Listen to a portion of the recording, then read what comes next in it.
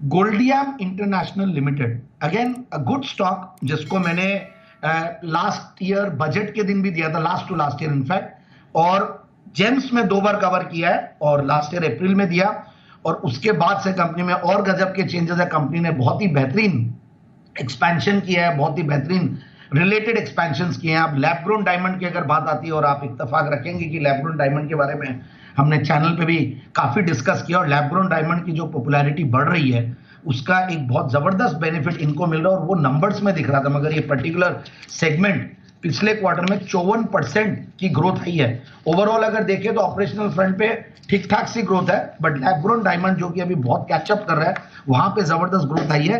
तो एक pure natural diamond इन store jewellery company से लेकर लैब ग्रोन डायमंड का एक मेजर सप्लायर, ये इन्होंने गजब की, और plus omni channel sales strategy गजब की है।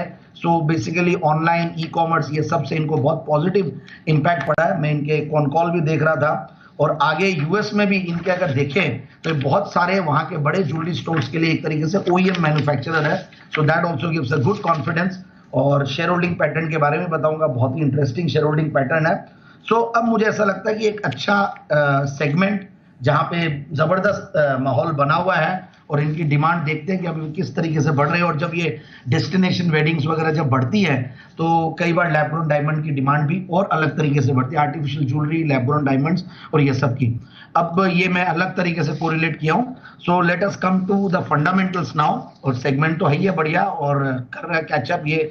तो 19 का पी मल्टीपल पे ये स्टॉक सस्ता लगता है, क्योंकि एक जीरो डेट कंपनी है, 20% की रिटर्न ऑन कैपिटल एम्प्लॉयड है, 1.25% का डिविडेंड डील देता है।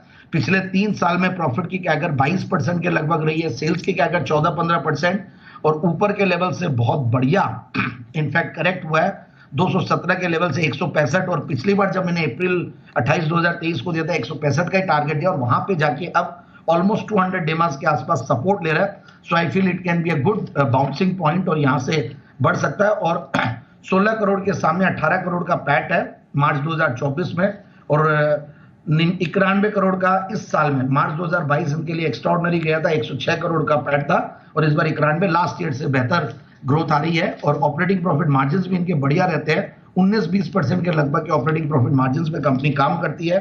और शेयर होल्डिंग पैटर्न की जो मैं बात कर रहा था, बहुत ही इंटरेस्टिंग जो है, रमेश धमानी जी दिग्गज इन्वेस्टर, वो इसमें 1.58% शेयर होल्डिंग रखते हैं, जो कि कई क्वार्टर से है, और प्रोमोटर्स की अच्छी खासी 64-65%। और मुझे लगता है, और आगे पीछे भी काफी सारे नाम रिनाउंड इन्वेस्टर्स इसमें इन्वेस्टेड रहे हैं। मुझे लगता है कि गोल्डियम इंटरनेशनल में बिल्कुल इन लेवल्स पे निवेश किया जा सकता है 190-210 के टारगेट के लिए।